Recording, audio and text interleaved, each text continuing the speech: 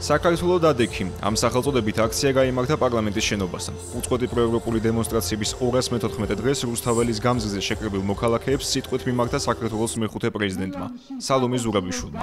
მან ისაუბრა პოლიტიკური ოპოზიციისა და საზოგადოებრივი ერთიანობის მნიშვნელობაზე, ასევე ქუჩის პროტესტის გაგრძელების საუცილებლობაზე.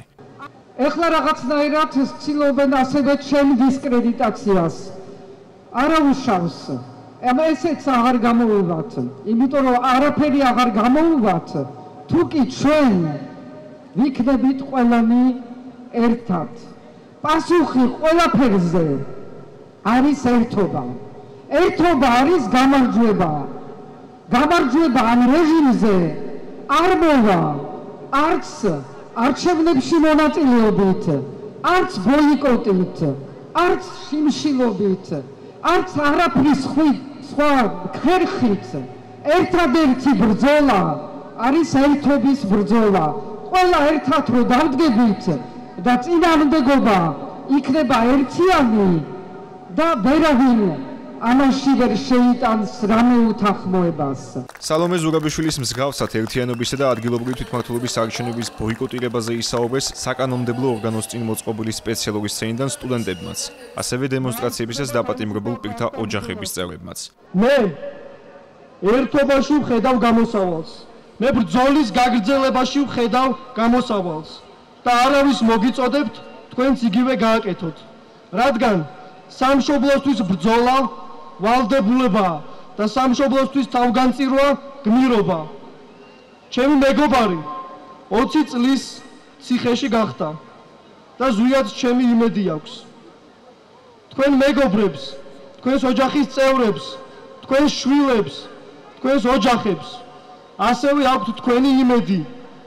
ასე რომ არავის მოწოდება არ გჭირდებათ საბრძოლველად. არავის დაძახება არ გჭირდებათ გარეთ გამოსასვლელად.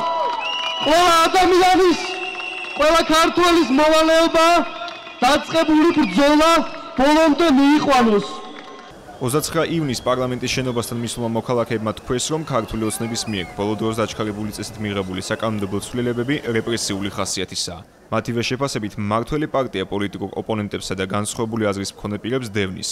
მოქალაქეები თვლიან, რომ ქართული ოცნება ზღუდავს თავისუფალ მედიასა და ხელისუფლებისადმი კრიტიკულად განწყობილ მოქალაქეებს. რეალურად ერთიანობა არ არის, არც ოპოზიციაში, ბუნებრივია არც მათ მომხრეებში, არც ხალხში, რომლებიც თუნდაც გამოდიოდნენ აქციაზე, საპროტესტო აქციაზე, შარშან დეკემბერში, ნოემბერში ან შარშან გაზაფხულზე და სადღაც თითქოს დაიკარგა ეს მუხტი. იმ მუხტის დაბრუნება არის საჭირო და გაერთიანება ერთობაში ამას გულისხმობს.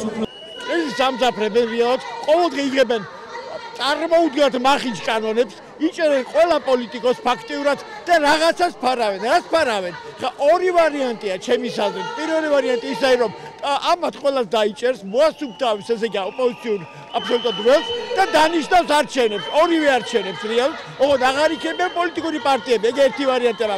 ეგ ძალიან პრიმიტიულია. ხოლო მესამე არის ჩვეულებრივი, ჩაატარებს იგივე წესით არჩევნებს და აბსოლუტურად გაიფორმებს ავტორიტარიზმს, რომელიც ტოტალიტარიზმში გადავა. მომდევნო კვირების განმავლობაში სასამართლომ 2024 წლის ნოემბერში დაწყებული აქციებისას დაკავებულ პირთა საქმეების განაჩენი უნდა გამოაცხადოს. ამ მხრივ უფლებადამცველები განსაკუთრებულ პრობლემად ასახელებენ მედიისთვის სასამართლოს ხდომების გაშუქებაზე დაწესებულ შეზღუდვას. განაჩენის მოლოდინში არიან სტუდენტები, მსახიობები, ოპოზიციონერი პოლიტიკოსები, ასევე ჟურნალისტი მზია ამაღლობელი და მწერალი ზვიად რატიანი. ორივე მათგანს პოლიციელზე თავდასხმას ედავებიან. აქციის მონაწილეები უსამართლოდ მიიჩნევენ მათ პატიმრობას იმ ფონზე, როცა, როგორც ისინი ამბობენ, ძალადობრივ ქმედებებზე პასუხისმგებელი არც ერთი პირი ამ დრომდე არ არის დაკავებული. ისინი პირობას დებენ, რომ ბრძოლას მათ გათავისუფლებამდე გააგრძელებენ.